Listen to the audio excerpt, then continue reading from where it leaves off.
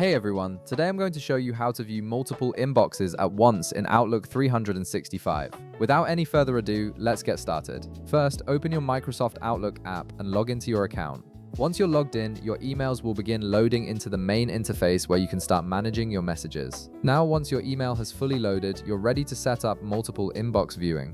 The key to viewing multiple inboxes at once in Outlook 365 is understanding how the app organizes different email accounts. Navigate to your inbox pane on the left side of your screen. This is where all your emails and email folders are located, and it's the central hub for managing everything in Outlook. If you've added multiple accounts to your Outlook app, the process of viewing multiple inboxes becomes quite straightforward. On the left side of your screen, you'll notice all your account headers listed vertically. These headers represent each email account you've connected to Outlook, whether they're personal accounts, work accounts, or a combination of both. To view the inboxes for each of these accounts, simply click on the right arrow next to each account header. This will expand that particular account and reveal all its corresponding folders, including the inbox, sent items, drafts, and any custom folders you may have created.